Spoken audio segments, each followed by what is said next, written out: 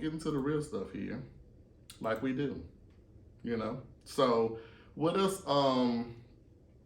with this being Mental Health Month and awareness and all that stuff, again, we advocated strongly here on Candid Conversations. So listen, if you are chilling with me tonight, me and Tabitha tonight, and you want to chime in on some of this conversation, remember this is live radio, so you can give us a call, okay? The number tonight is going to be 213-292-7694. Again, it's 213-292-7694 will be the number tonight. I'll be probably saying that throughout this radio chat, this platform tonight. Can't get my words throughout out. the show. Throughout the show, thank you. Because again, I love interacting with my listening audience who's very faithful. So make sure you chime in and holler at us. You know what I'm saying? We love the feedback. So with that being said, while we have mental health and mental awareness going on, I want to talk about how our so-called friends and our so-called associates play a major role in our mental health. Are you aware of that? Like, have you ever stopped back and thought about it? I hadn't from that perspective actually until we talked about the when I seen the topic as you were kind of getting them through, and it is funny even from a young age. I think those are more influential sometimes than our parents because we're doing a acceptance kind of interaction where you come on thinking automatic acceptance with your parents, right? Unless there are some dynamics that, parents are, going through some things and stuff like that. Yeah. But for the most part, that's almost like an automatic, right? Mm-hmm. So you go out, you play with kids in the sandbox, and of course you want to be accepted and you want to, play with them and things like that. So that is a very good point that at that point, that's when it starts to influence your behavior, what you want to dress, what you like, and all those things like that. And those are people that, again, some of you just met. Yeah. Right? So. Again, the power of people's persuasion. You know what I'm saying? So the reason why I ask this because even in our adult roles or children, teenage even. Definitely teenage. We've been put in this melting pot of world to, of course, I guess, people are going to interact, right? The people we choose to be in our circles, our close spaces, spouses, whomever, right? You selected these people to be a part of your world. At some point, you begin a relationship. Some people like to jump in and be friends with me because a lot of people use the term friend loosely. Everybody is not your friend, okay?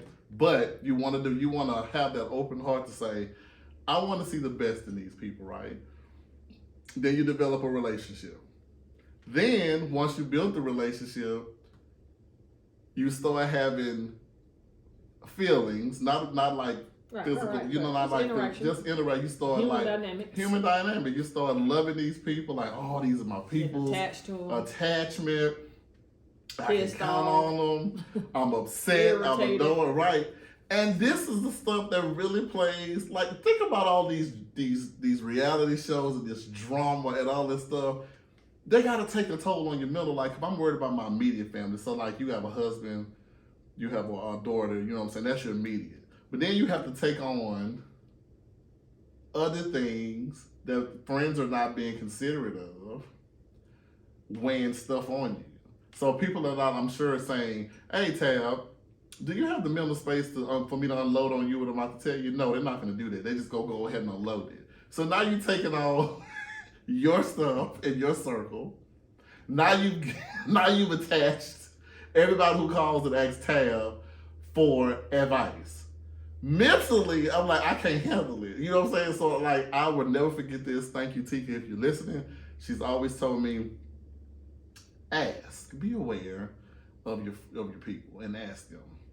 Before you call them or before you text them, hey, Tab, do you have the mental capacity to handle something that I can talk to you about? And I can't do no respect you if you say yeah or nay, you know what I'm saying?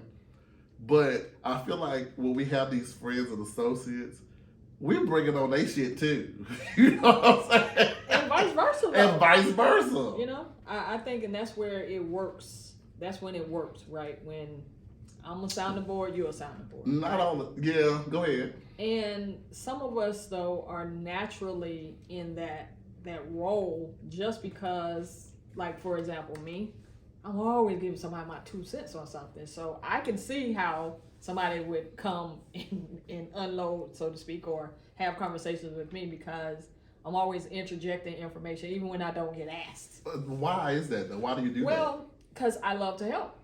I love to give information that I think that will help you, put you in a better position, that will, put you on another level with some stuff and things like that. Anything that I feel like I know that will benefit you, I've always been that type of chatterbox to share it. You know what I'm saying? Even to the point where sometimes you talk too much. You know what I'm saying? Stuff like that. But it's just a natural thing that I literally can't help it. I literally have to consciously be like, be quiet.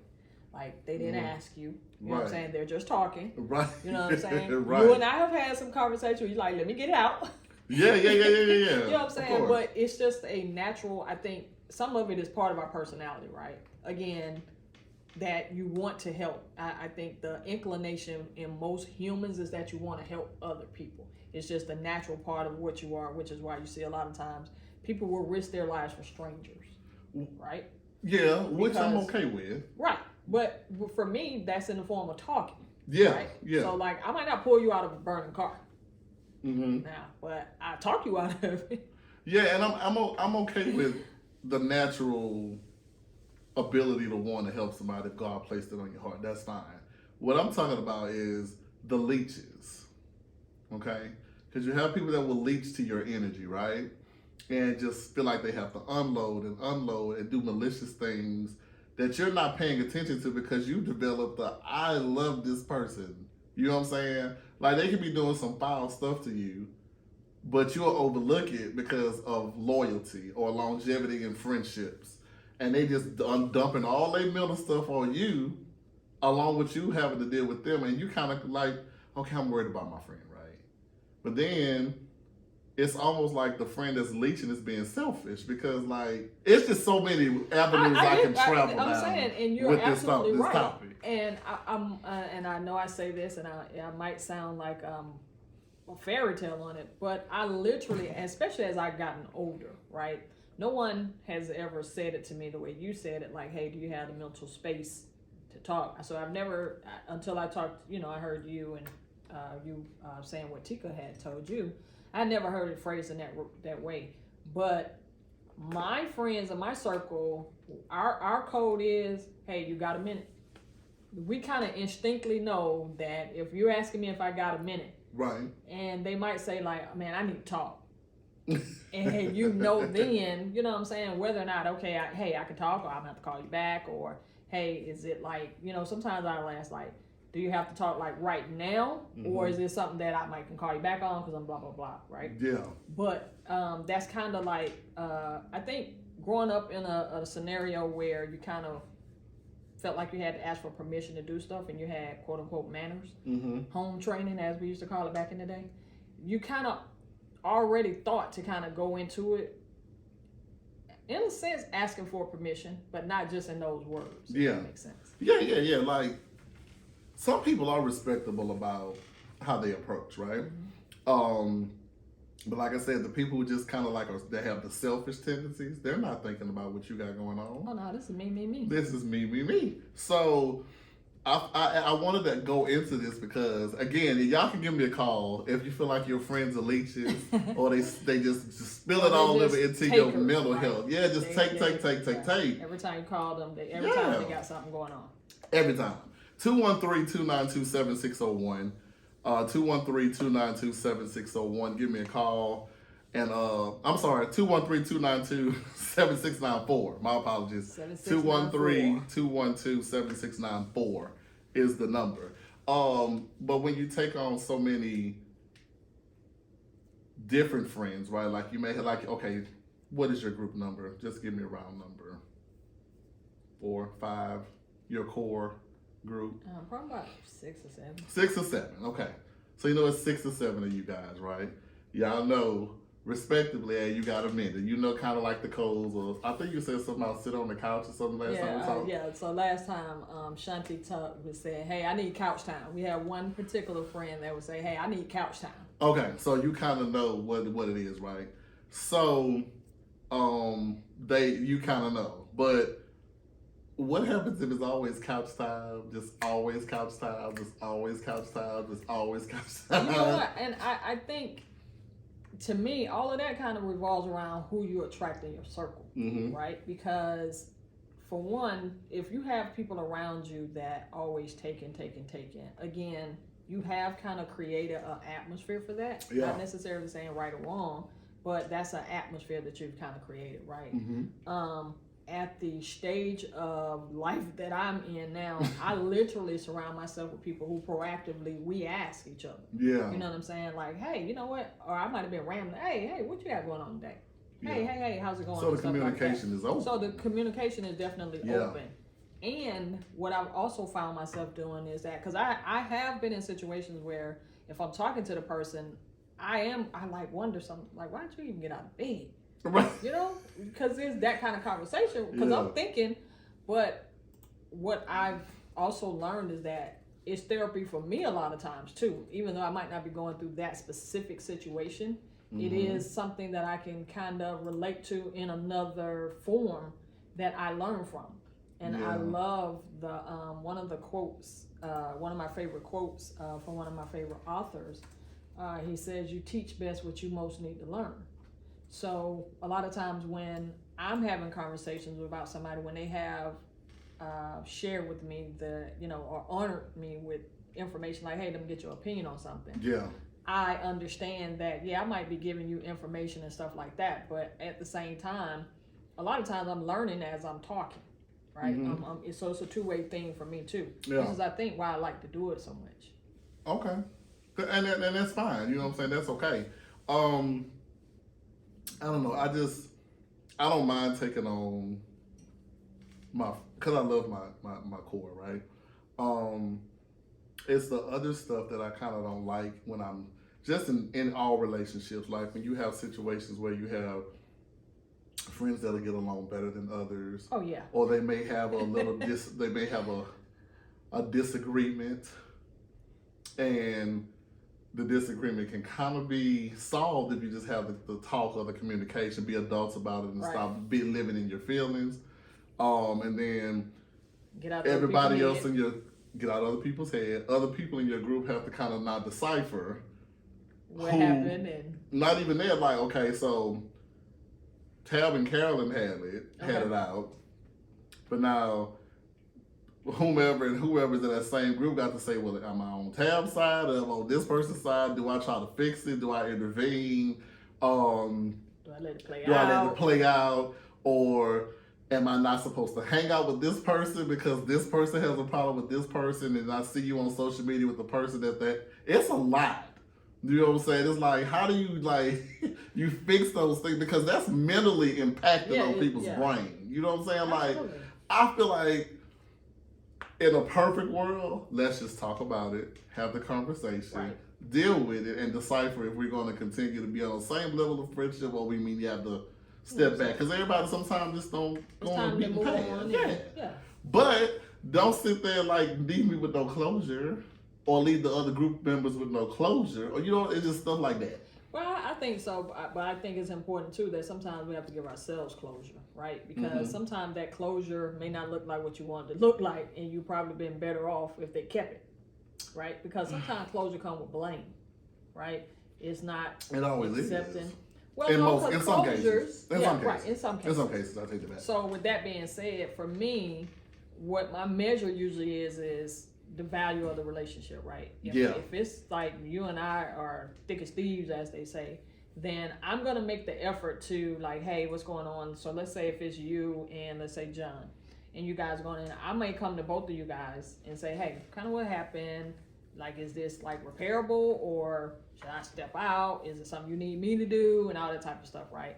And then sometimes, depending on what I'm getting back from both of you guys, I'm like, I'm letting them work that out because that had nothing to do with me. Right. Because I used to be one that guy that used to be what they call the peacemaker. Fixer. Yeah, the peacemaker. You know what I'm saying? I'm like, you know what? I can't be fixing adult shit. Y'all gonna deal with that, y'all deal with that. Just tell me the outcome when it's over so I know how to play my cards, you know what I'm saying? Because when me intervening, I'm taking on that now. It's like, damn, I just added another layer of a plate on mine, what I don't need to even be dealing with. You know what I'm saying? So now my middle all jacked up because I'm trying to repair a friendship.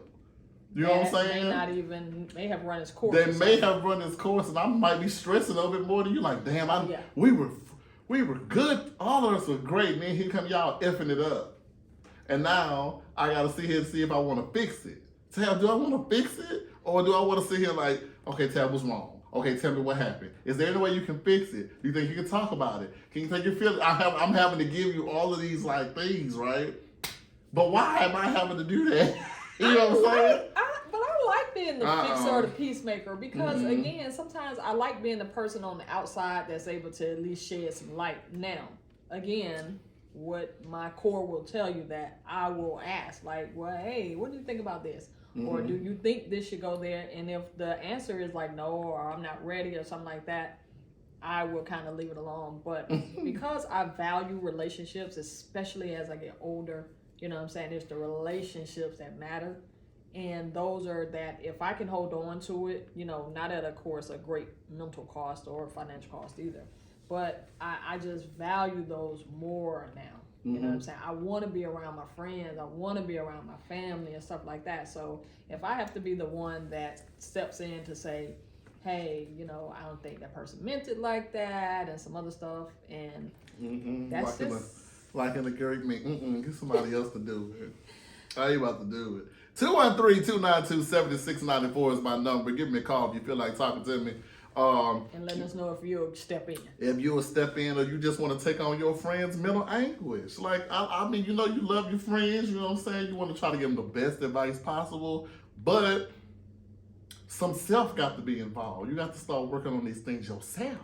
Well, you know what I'm saying? Because I'm not going to take on your mental capacity no more. And some of it is lessons that, like, I can't take away the lesson that you're supposed to be learning. Yeah. Like some of the most of life experiences are about a lesson that you are supposed to be learning. So within me stepping in, even though I think I'm helping, right, I may not necessarily be helping. I might be delaying a lesson, or I might be delaying the process, delaying your process or stuff like that. So yeah, I kind of put all that in mind, but it still don't stop me from giving my 2 cents.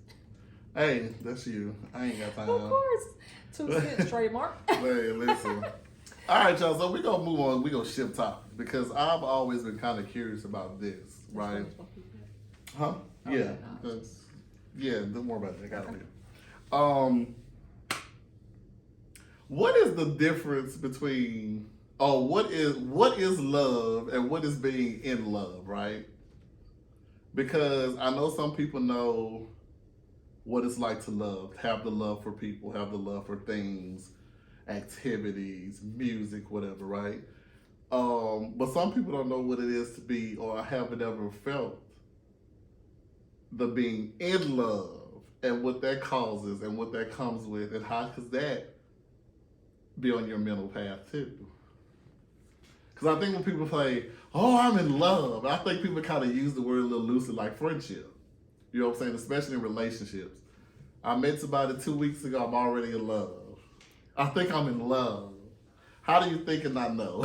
You know what I'm saying? Well, I think there's no line between, for me, there's no line between love and in love. Love is just love, right? And I know that we say it, I know that we measure it differently, right? Okay. And that's part of, to me, that's part of the conditions that we kind of put on love. Whereas love just is, for me, love is just like a state that's almost like, the word doesn't even really do it justice, because to me it's all. It's the good, the bad, the ugly. If you name it, it's love, right? Yeah. Now, when we make the distinction on being in love is usually because we're talking about a focus on a certain person or thing that we are wanting to zoom in on, so to speak. Like, I'm going to pay special attention to you in a certain way on it. But I don't think that it's a thing that you can measure for somebody else. So I can just meet you and totally be in love with you, because there's no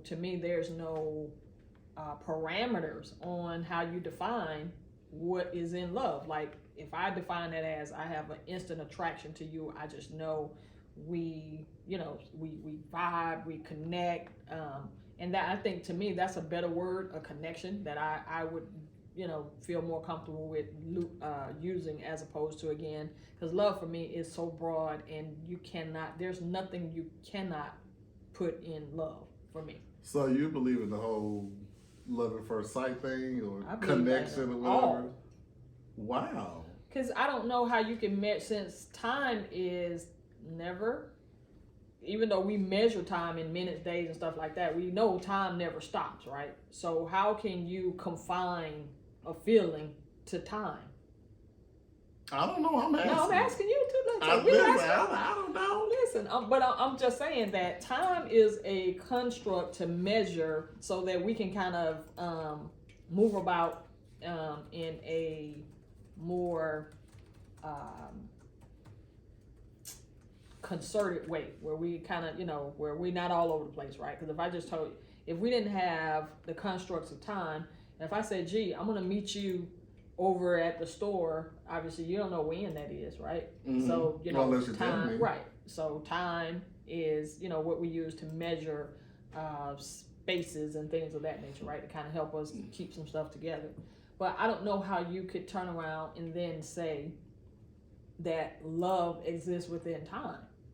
Like, so, especially when you have stuff like time being measured differently by different people. I mean, yeah, we all wear a certain watch, but at the same time, it's a different time in a different place somewhere else and things like that. So how could you possibly measure an emotion within the construct of time?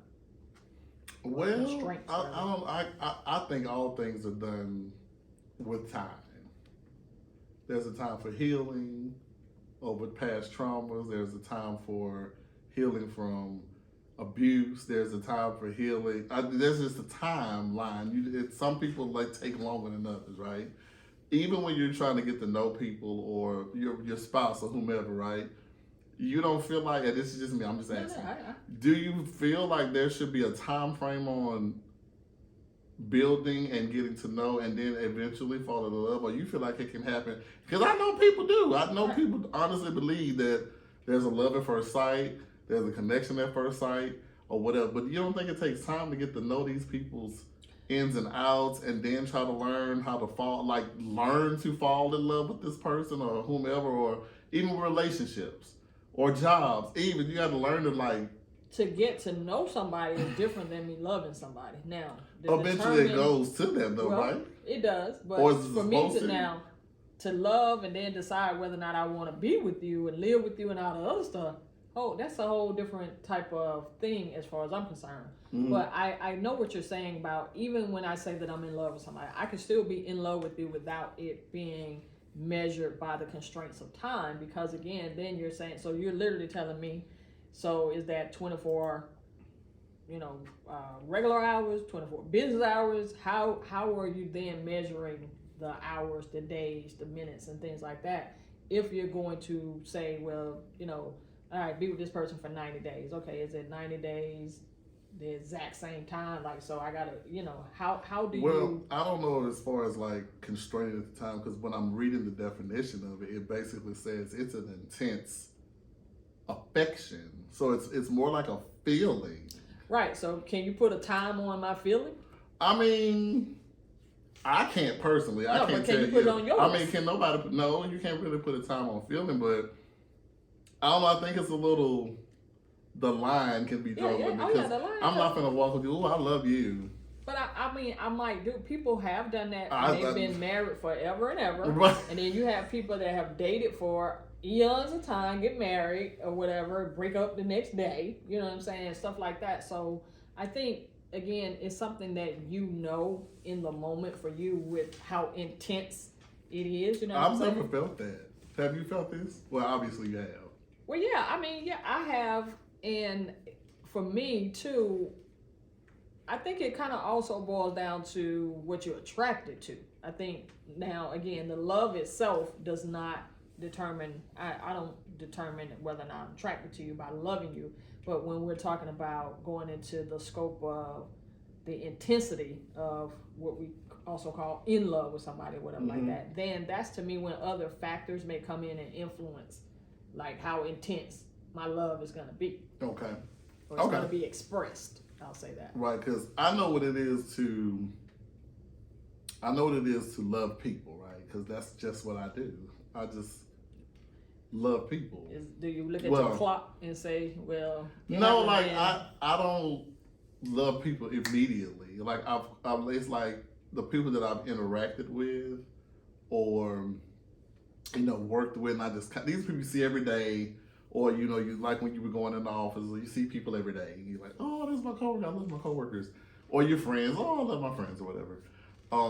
The genuine love for people, though, because my God said that, is the love I have if I have to try to save somebody from a burning car or stop a little old lady from being robbed or whatever. You know what I'm saying? It's just the genuine love that I have, right? To be in love, this intense, deep, affectionate feeling. When people say, oh, I got butterflies, or oh, I have to think about it. I'm like, because when I ask people, like, what is it like to be in love? You get the same answer. I don't know. It's just a feeling. Well, what the hell is the feeling? Like, what?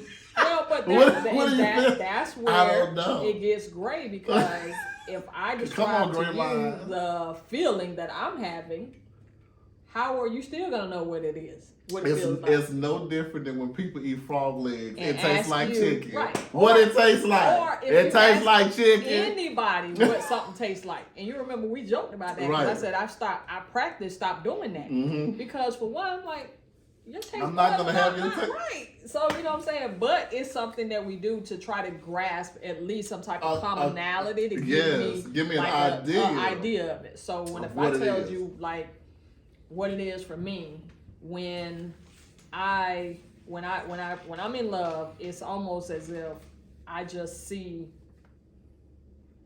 the best of you, no matter how it looks. Okay, so this is Tabby's definition of love. Similar to how you do when you are a parent, no matter how that child behaves or even how they look. You know what I'm saying? Yeah.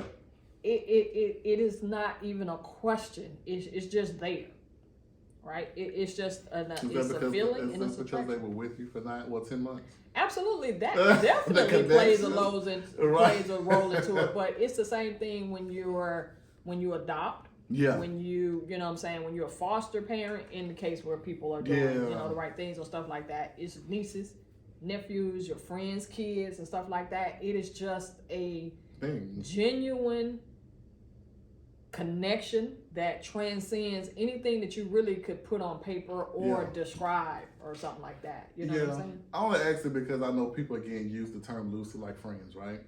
They say love. Like, you remember the song "Looking for Love" in all the wrong places? All the wrong places. Yeah, like people looking for love because they were neglected, from love from parents. Again, here's the what? Backstory. The backstory. You know what I'm saying? So it's like, I might have not got love from my family here, right? I didn't get the affection I needed from my mom. She wasn't an effective person. She was a drug user. I'm not saying you, mom, if you listen. This is just call in and get them straight. This is just an analogy. I didn't get the love from my dad because he was with his other family. I didn't get the love from my mom because she was dealing with other stuff. Or my brothers and sisters weren't there for me. Just, you didn't get that love from where you needed. So now you're going out here looking for it in all the wrong places. But let me say this, though. And is it true love? Did you get love the way they knew how and you wanted it a certain way? Because the way I love you may be the way I know how to love. So if you say, let's take drugs out of it, our external factor, right? Mm-hmm. Just in the sense that sometimes everybody is not as quote unquote affectionate. Yeah, right? Yeah. So, but I'm still doing all the things that how I define love. I'm doing all of that and then some. Yeah. Like even though I may not be as affectionate based on whatever you consider affectionate, my definition of affectionate may be, hey, hugging you, not necessarily hugging you 15 times a day, but hugging you, you know what I'm saying, and doing things of that nature that is the way I express love. So I think that's where, when you start putting all the conditions on it, that's when it goes kind of awry, because my condition and your condition, you can't expect it to look exactly alike.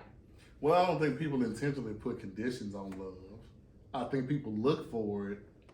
Like you said, I don't think so. Well, Tabby, you need to hug me and kiss me on my cheek every day you see me. But I didn't put a condition on that. What I'm saying is, the person who had that backstory where they wasn't getting that love from where they needed it from, right?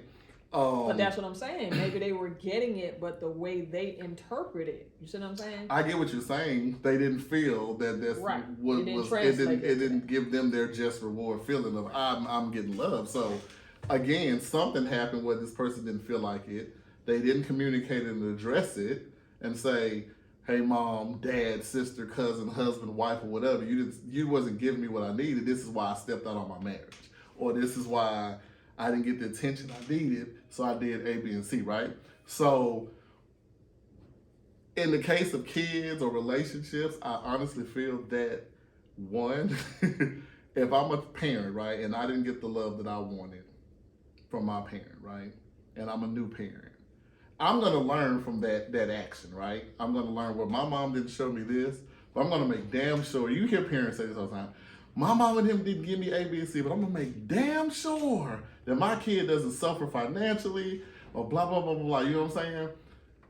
It's kind of a gray area too. You know what I'm saying? Because then the kid doesn't interpret that. Because, like, for example, let's say I was a kid that I didn't get a lot of stuff, like I didn't get, the nice clothes and stuff like that. So I decide, you know what, I'm gonna work, I'm gonna make sure my kid, they had a nice clothes and stuff like that. But that particular kid didn't want the nice clothes. That particular kid wanted the parent to stay home and bake cookies and stuff like that, because somebody else's mom stayed home and baked cookies. Yeah. Now your mom is out working so that she can get you the nice thing, because again, that's how she equated love. So it's still going to come back to how you translate it based on, I think the closest thing that I would say that falls into that category is kind of like beauty's in the eye of the beholder, right? Because what I behold and what you are showing me, yeah, you know what I'm saying? So yeah, it's weird because it's like the whole love thing will play on your emotions too, right? Like if I was to ever fall in love, I probably wouldn't know what it was. You would. I don't think I would, because it's unmistakable.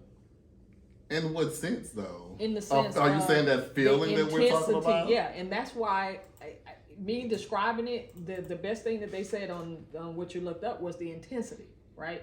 Because again, you have a certain love for me as a former coworker, a friend, and all that other stuff, right? But there is a level of love that you have for the person that is a mate. That is a little bit more intense. Yeah. You know what I'm saying? And a couple of other areas light up that don't light up when it's just a platonic, so to speak, type of thing on it. Right? Got you. So even though opposite sex, right? But different intensity, and you know it. Yeah. You know it. Now, I think what we get caught up in is that even though I know it, that doesn't mean that it lasts forever and ever and ever. It means that means what it means at that moment. That might be a minute, it might be a lifetime. It just might be what it is for what it is. So for people who say they love their spouses and stuff like this, right? Do they fall out and then they just say, well, I don't love you anymore, you know what I'm saying, I'm good, but we'll keep the marriage together because it's good for the children? The best thing that I heard about that, and I actually put it in the book that I'm going to finish, I quoted it from the movie Love Jones, where he said, people don't fall out of love, they fall out of possibilities. What? Yeah, because once you start thinking about what's possible with this person, right? Because let's say we got married, we married 20 years, right? And we know people left and right been married 50 years and divorcing, right? Because there's the possibility of what I want to do and then what you want to do don't mesh. Right? So the reason we got together was a possibility of fill in the blank. We had kids, build a business, all that other stuff. That has satisfied itself. So there's no other possible scenarios that I'm looking at that we fit. Yeah. So it doesn't make sense for us just because we, got a piece of paper and some other stuff like that, right? Okay. I mean, I know people are attached to those type of symbols. That's a symbol. It has nothing to do with that, because you got people who never got the papers stay together longer than people who got the paper. This is true. The common law. Common law. Common law marriages. Okay. Well, you know, love will F up your mental health too. Just know love it will. never F's up your mental health. It's the people behind that is expressing it in ways that don't align up with what you see fit for you. So you don't think love can have you mentally jacked up? Nope. You don't think being in love or having love for somebody can mentally harm you in any way? Nope. Okay. Why? Because again, love in itself is just an intensity of an emotion. The fact that you turn around and allow what you perceive about a relationship with that person to go against everything that usually all those red sirens and all that other stuff, which is self-love first, right? And you end up in a situation where somebody influences you to not take that first. That is more of you chasing a feeling or chasing some other means outside of yourself to validate and to, quote unquote, sacrifice for them, right? If you had the same amount of love for self that you were expressing, then you would listen to you that tells you that even though this person may want that and it doesn't feel right for me, then that's just not something that I'm willing to do. So no sacrifice in love. Love doesn't mentally drain you at any cost. That's what I'm hearing. Love don't know. People's behavior do. So what about those people that literally go mentally insane behind people that they love? Oh, he loved me, and they start like doing facetious things, and go look at Thin Line and all this stuff. Thin Line. I know it's a movie. No, I love but that. Go look at Thin Line. She loved that. She ended up falling in love with him, and she was nuts. But it wasn't the love that drove her. How do you know that? It was the. We all know what the writers wrote. Well, but I'm saying that. Well, no, I'm saying though. But love in and of itself encompasses all, right? When you think of and again, I think, like you said, we use the word so loosely that it's our best attempt to describe that type of connection from the ultimate source. So some of us call God, some call, whatever other title you want to call it. You're trying to take that and then apply it to a human situation, right? Which means that it's gonna lose some translation, right? Because you're talking about literal unconditional love broken down to a person who, I see you, I see stuff, I smell stuff, I taste stuff, I feel stuff. So I'm filtering that quote unquote love through senses. I still feel like it messes. I mean, just think about all of the R&B songs we got behind love in the 90s. Did love do it or did the person do it? But the act of love was involved, because if you listen to something, go back and listen to these songs. You can listen to hurt in these songs. But I mean, again though, but the hurt usually comes from an action of a person, not love itself. Now, the fact that I loved you and I was in that position for you to do that act. But again, I don't know. I still would have to. We'll disagree to agree. Well, and I think it's a long conversation that's going to ever play out. You know what I'm saying? But I still think it though, because but I'm saying even yourself. Just think about somebody in your life that you love, not necessarily in love, but still that you love. But there are some things that before you cross that line, you will listen to self first. Self is going to reign supreme. Like, nah, I can't do that. You know what I'm saying? That doesn't mean I don't love you. That just means that I love me more. And what you're asking me to do doesn't sit well enough with me for me to override that. Well, that's somebody who's not blinded by the love either, because you can say you can say I'm looking at self first and say, well, myself said I'm not going to be comfortable with this situation. That's because you're mindful and being cognizant of, hey, this is me first and then this. But you got people that literally are in the act of love. They're like, I'm going to go against my better judgment, like we said earlier, because I love this person. So the act of love influenced their chain of thought. No, that was their excuse for doing it. No. Yeah, because I'm saying, I've made some dumb decisions. I've made dumb decisions, again, because, like, this person meant this to me, right? And that's their feeling. No. It was my feeling. Yeah. So I'm talking about me for me as an example. Mm-hmm. I've made dumb decisions in the fact, of course, okay, this is a person that I love, right? and I'm making a decision that go against everything I have said that I would or would not do. Everything. Like, Right. no, I'm not gonna do that, right? That's not to say that I did not love them and that was not what I used as my motivating factor to override what was telling me all along, like, I don't really like that, right? So when you're doing that though, love may have been, again, to me, the reason I was using, but at the same time, it's like, nah, you really did it because you want to do it. You know what I'm saying? So. And love had nothing to do with that. No, I didn't say love wasn't a factor, but I'm saying that love didn't do it. I'm just saying love was the factor on why I, said, okay, I'm gonna override, what I'm gonna do. Or, I mean, because even it's something as simple as sometimes if I go along with going somewhere to eat, somewhere that I don't want to go, right? Something that simple. But I'm doing it because I really love this person. That's where they want to go, right? Yeah. Now, I get there. I don't even like what I ordered and all that other stuff, whatever. But I want to be in that person's presence and stuff like that. To me, that overrides that, right? Okay. So, again, love was, I wouldn't do it for a stranger. A stranger asked me to go somewhere I don't want to go. I would easily say no, right? Yeah. But I still, for the person that I say I love, the way I love this person, I'm willing to override Okay. what I want to do, and that was a factor. But I love didn't do it. I feel like love jacks up people's brains. That's what I feel like it do. If you agree, which ain't nobody calling me tonight, so I'm starting to feel some kind of way, and that's fine. That's right. You know what I'm saying? But 213-292-7641. Jesus Christ. 213-292. Is that why y'all not calling? 7694. 94.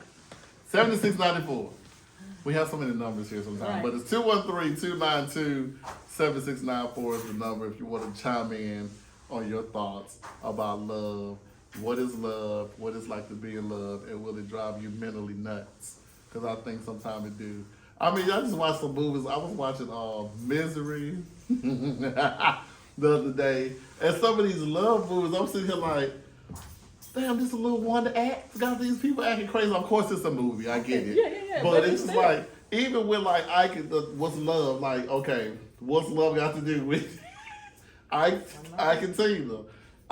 But I Tina think stayed in those it. are attachments. Right. But again, you could be attached. I feel like she situation. stayed because she genuinely loved him at first. I feel like she stayed because she genuinely loved him at first, and then they just kind of took a left. But I just kind of wanted to hit that and just see how the mental can be affected by the act or the thought of love. Absolutely. I mean, that is the one thing that will influence a lot of, what we say we do, why we do it. I mean, you have people who have an intense love for their country or something that they'll strap on a bomb. Oh, yeah. Absolutely. You know what I'm saying? Mm-hmm. Yeah, no.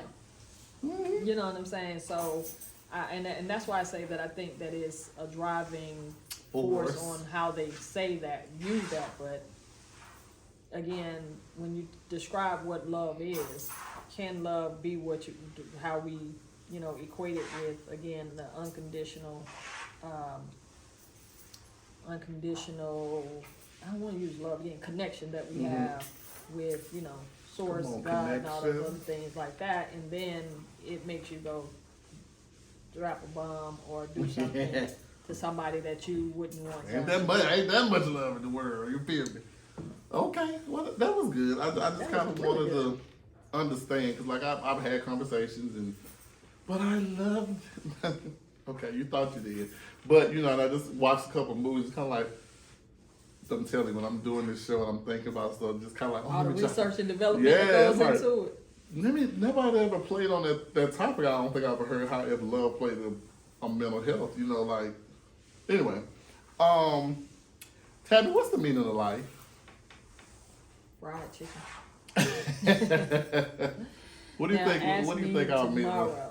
Yeah, fried chicken tomorrow too. Right. What do you think our meaning of life is? What do you just think the whole purpose of this shenanigans is? Is it just to do the whole circle of life like Simba them did and just kind of be here and try to like play this thing and like, cause I sat here and I really, really thought about this, right? Okay. So I thought about the whole circle of life. You're born, you grow, you get lessons, you eat, you have good times, you have bad times. Some people were blessed to have more fortunate things and lavish lifestyles and Which don't necessarily mean it was well, fortunate. well, I'm saying. Some of them commit suicide. Well, again, hear me out. I'm saying you got people that were fortunate on our side because I don't know what that is. Looking in, like got people that are our celebrities have talent, they have fortune and fame, which again they go nuts. Then you have the lower poverty line. You have you just think about everything that's going on, the whole spectrum of it all, right? At the end of the day, we got a birthday, and then we're gonna have a ticket that's gonna get punched because there's an expiration date coming someday. We don't know, but it's coming, right? Were we here just to kind of like figure this thing out? Are we here for that, or we just living? Because you have people say, "I'm just living life. Life is in session. It's living. I just take it day by day." But in our mind, it's like, okay, what the entire F is going on? You know what I'm saying? Like, did I get put on this earth? Was I born to like live this way? Like, is there a way out? Do I have to put in work to get out? Because that whole quote of, if you're reading a good book, faith without works is dead. You got to put in work. Or if you're striving for your goals, you just can't quite hit it, but you have somebody that maybe feel a little less, slightly a bit less talented than you, making it. Or it's just a whole spectrum of life. You just think about, like, why are we here? What is this about? what is the meaning? Why are we here? You ever thought about it for a second? You ever like literally thought about it? Every day. Okay, so and in these thoughts, what are you hearing yourself say? Because I know you kind of like try to see the whole perspective of it all. Because I'm trying to figure it out, like the whole journey I was on trying to find the purpose, right? Okay. I didn't find it until just recently. You know what I'm saying? So it's like, damn, did I just come out here to just hear people gripe, complain, moan, worry about what my next check coming from? Is the rent going to increase next year? Is the condo, the gas? Like, is this what this about? Is this what life can't be this? It can't be, but it is. Well, that's what we've made it. That's how we've defined it. But I think it's a series of moment-by-moment experiences that we're so busy trying to put labels on stuff and trying to fit it into a mold of what somebody else has defined, then you lose sight of, again, what you're experiencing, right? So somebody else has defined that, again, you need to have a house, a white picket fence, you gotta have kids, 2 kids and a dog, a spouse, American dream. American dream. But then across the waters, theirs is, whatever their cultural dream is, all this stuff. But somebody else has literally defined that's what it is supposed to be, right? That's what you're supposed to do. You're supposed to get up and do that. The traditional ways. The traditional ways, when the part of you that tells you, no, like that doesn't feel right. Right. Mm-hmm. I think for me, life is about expression of different experiences and feeling things, and just, again, like why we end up, no matter, you're doing the rat race and all that other stuff, trying to accumulate a whole bunch of stuff, but then it's the simplest thing that makes you feel like amazed, and it's the simplest thing that makes you feel a sense of connectedness, a sense of like appreciation, and it's literally just walking down the street and looking at like, oh man, it is really, trees and, what I'm saying, just that stuff that have nothing to do with, the simple things on it. But then we, again, in an attempt to define everything, but we start defining it by other people's definition of it. See, it all goes back to what I said. Other people. Other damn people. OPP. Like, it's just like people have controlled us in every way. Like you say, get out of that person's mind, but you can't, because it's structured like it's literal mind control. It is designed mind control, bro. It is. Like, no, I'm sorry, I mean call you bro. But it's like, it's just designed mind control. Like, think about it. The country was built on a platform or whatever, and this is what it was told. So, like, ain't nobody tell Eve to go eat that goddamn. Somebody influenced somebody, and it wasn't nothing but them two. It was just them two, according to the book. It was just them two. Well, so what told her to go out here and do this? You know what I'm saying?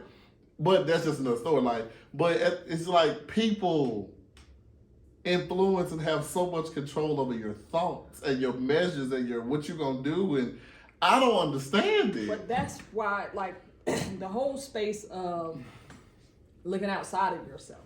You know what I'm saying? Coming into when you look at, even if we're going with the story of, you know, the Adam and Eve, they had everything, right? Born with it, all paradise, all that other stuff. Paradise Island. Still looking outside for something else. Ain't that weird though? Well, it is, but it isn't. It is in the sense of, okay, if you got everything, part of our nature is to expand and want more, and not in a bad way, right? Because, like, again, I always laugh when I bought the first Jeep that I had. Loved it, you know, driving home, this, that, whatever. I promise you, when I got into the parking lot, I was like, okay, my next car gonna be. Oh wow! You know so you anticipate the future.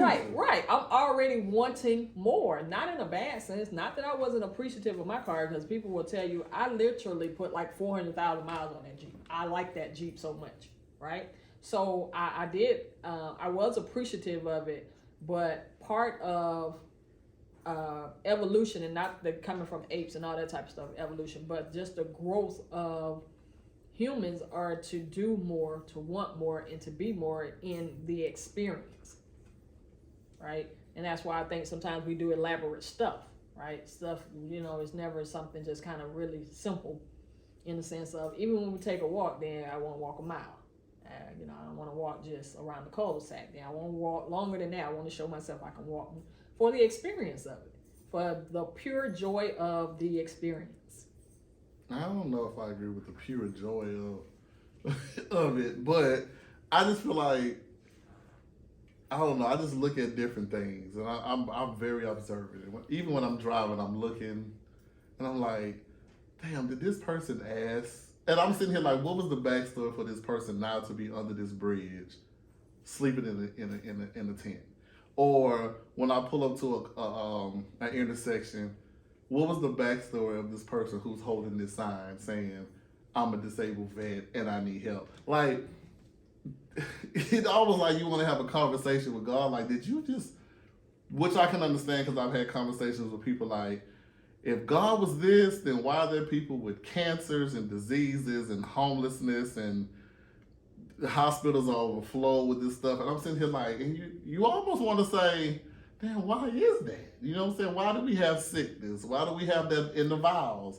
Through sickness and health, through rich and poor. You know what I'm saying? Like, why is that like, I didn't want to be born into this? And I can only imagine what somebody's thinking, like, you know, it wasn't supposed to turn out like this. But so I'll use this analogy. So for one, when we talk about, like, saying somebody up under the bridge, based on the fact that I like 4 walls, indoor plumbing, and all that other stuff, I'm assuming that that's how they define comfort as well, right?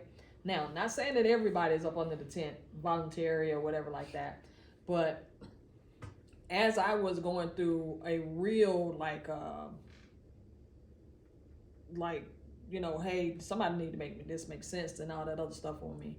And as I studied different cultures and different things of that nature, what was the common thread that ran through all of them? It was really about, again, the experience of life in this particular situation. And what ended up making it make a little more sense for me and bringing it down to, okay, I love to drive, right? I literally like driving. Now, when I get in my car to drive, do I mean to have an accident? No, I don't go out like, okay, I'm gonna have an accident. But that is part of the experience of driving, that you're gonna be on the road with other people who are gonna be doing things. That's fine. That's fine.